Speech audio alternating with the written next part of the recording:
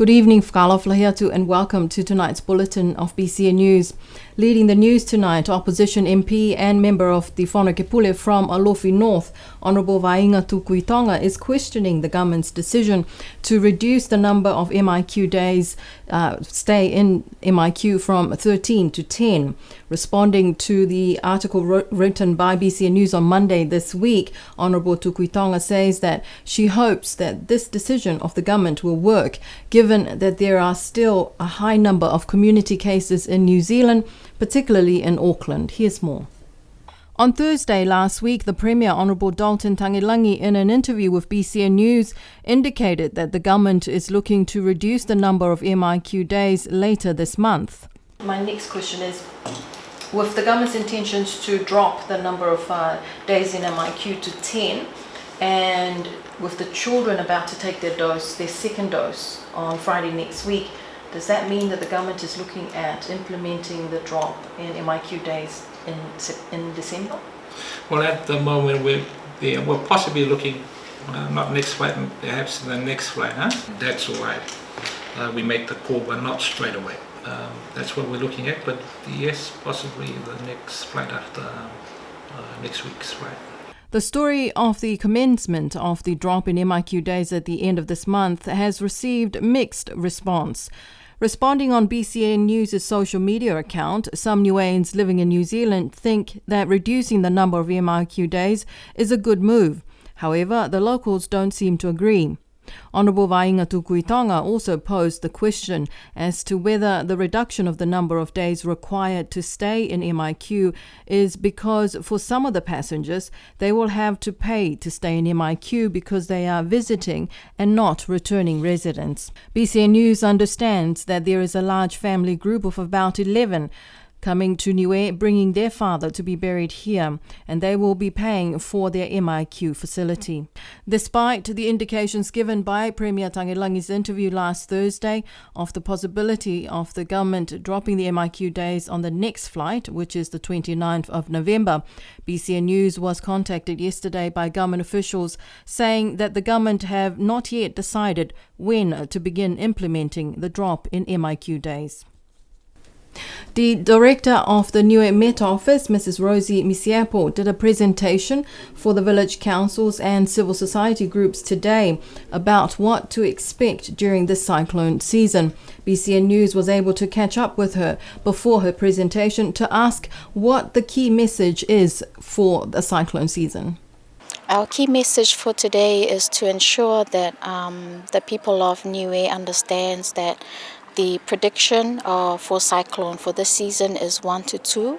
The risk for tropical cyclones for Niue is normal to low, mainly because of the El Nino Southern Oscillation status for the Pacific, for the Southwest Pacific, which is La Nina.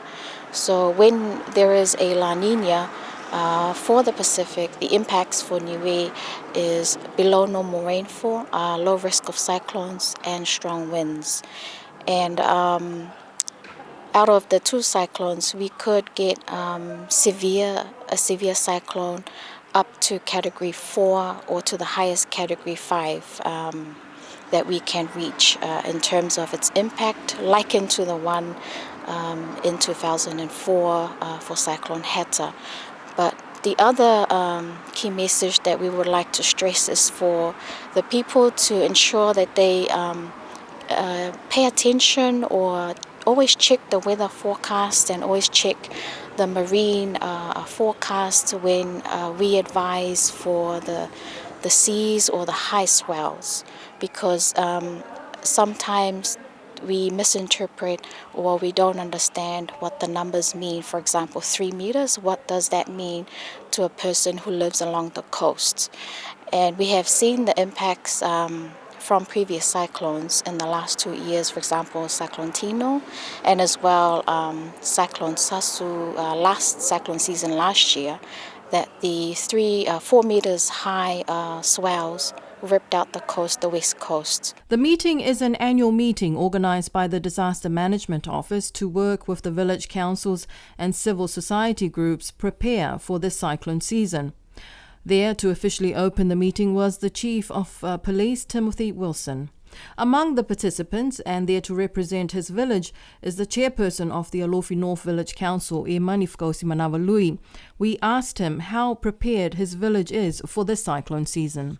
Well, as we all know, we're prepared as much as possible, but it's just good to have some better guidance. And our village has been working on a document to be able to share with the village, and we do have a meeting on this Sunday, so looking forward to a good turnout to come across, and families to just come and listen and hear some more information from the team.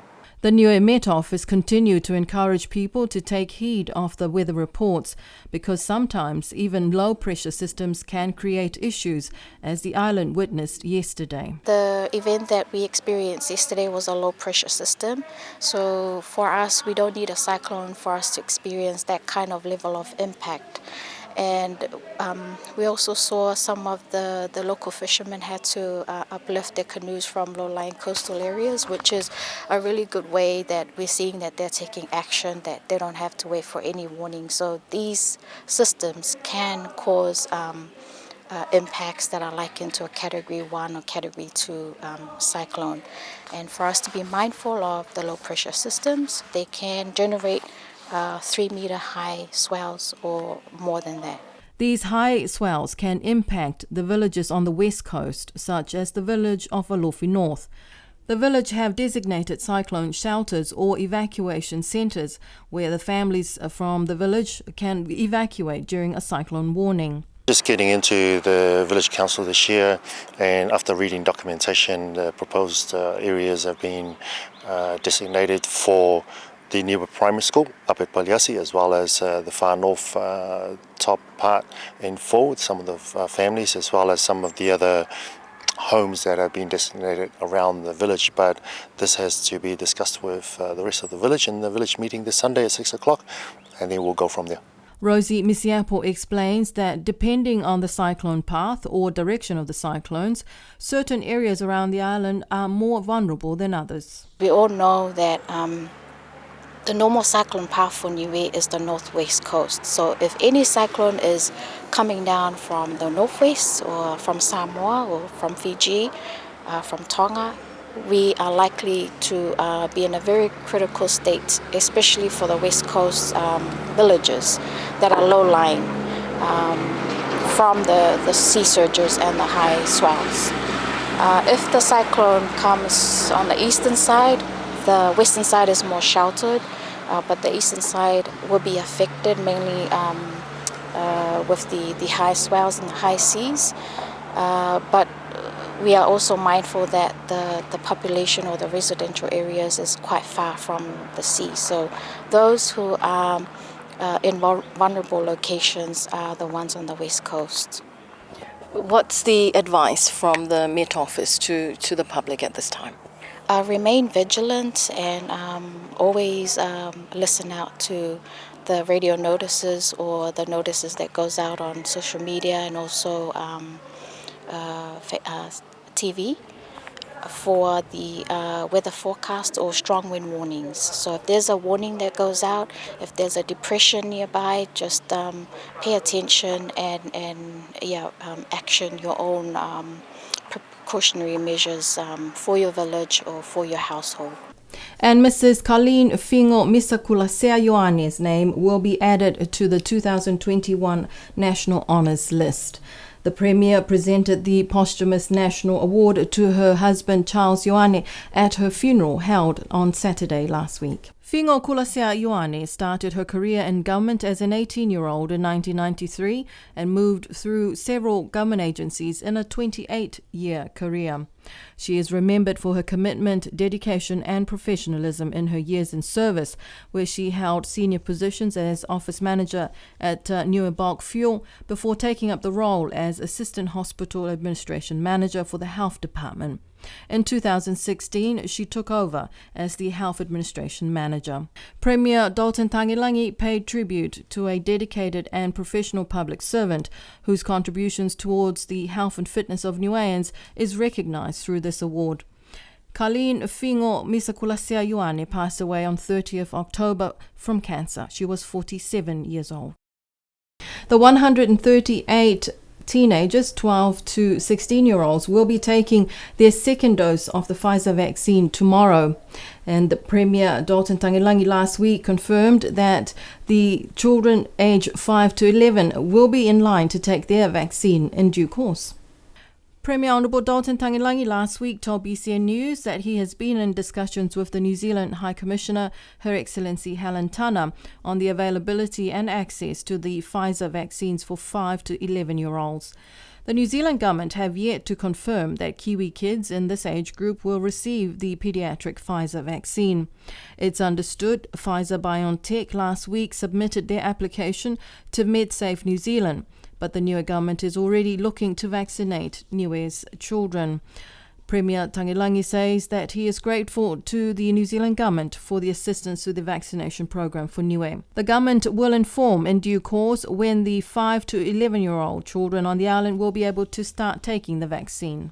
And the news team at BCN will soon be able to do live cross-broadcasting from Niue to Pacifica TV and other regional broadcasters as part of a new program called Packhub. Heather, we're just pleased to hand over some more equipment from the Pacific Broadcasting people in New Zealand. There was a handover of the live view kits for the Packhub program at the New Zealand High Commission yesterday when Her Excellency Helen Tana officially handed the equipment to BCN General Manager Trevor Siakia and the news team. Trevor Siakia says that BCN is very thankful for the continuous support, especially now with the ability to link directly with Pacifica TV and other Pacific broadcasters. This equipment also provides the BCN news team with the ability to deliver and share our content across the region. The BCN news team will begin training and testing the Packhub connectivity across 8 islands, which will lead to connecting Niue with other regional TV broadcasters in neighbouring islands like Samoa, the Cook Islands and Tonga. The Packhub program is funded as part of the Pacific Corporation Broadcasting Limited's program with Pacifica TV, funded by the Ministry of Foreign Affairs and Trade of the New Zealand government. Yesterday, the Niue Development Bank and Kiwi Bank ran a trial of their COVID-19 plans to mitigate risks, avoid confusion and set clear expectations for their staff and the members of the public. We spoke to the General Manager of the bank, Wayne McCogan, about this trial and why it was necessary to do so. So I guess it's a couple of things we're trying to do here is one, just to get the staff acquainted with wearing masks and sort of through the COVID protocols. And there'll be a whole lot of us here that haven't worn a mask for a whole day, so we want to just see what that is like. And I guess it's making the customers think about what they should have as well. Everyone says, when Delta arrives, so I guess, we just need to be prepared. But what we're also trying to do is just to, I guess we'll follow, health protocols if anything does happen and the government's COVID response plan. So we're just adding our own one onto that by doing this. The other key factor to this trial is to test the use of the government's COVID contact tracing app, RockSafe, which hasn't really been utilised as the government and the health department would like. Like everywhere on the island, some customers use it some of the time and some of the tellers ask customers to use it, but we're not consistent enough in that approach. So on Wednesday and hopefully going forward, we'll be asking everyone to scan in and do that. The bank will review the outcome of their trial and see if they will need to do a repeat trial or not. So I hope most of you are also taking your QR cards and using them at the stores and government departments with the RockSafe app. In other news, a family at the village of Alofi North were awakened at 1 a.m. on Friday morning last week when a vehicle crashed into their yard. The police confirmed to BCN News that they are still investigating the accident, but they can confirm that alcohol was a contributing factor.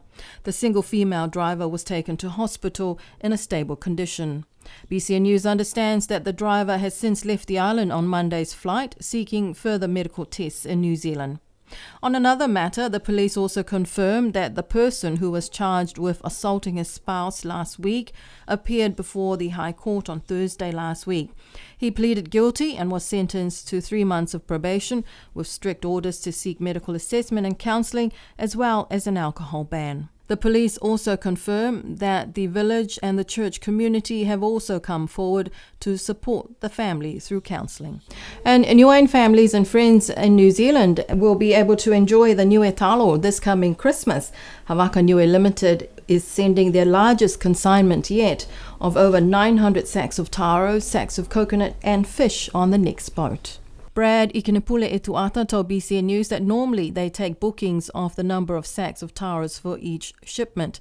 For this shipment, the Havaka Niue Limited booked and paid for about 500 sacks of taros, but they received interest for an additional 400 sacks, taking the total consignment to just over 900 sacks. At $100 a sack, that's just under $100,000 in the local economy from just this taro shipment.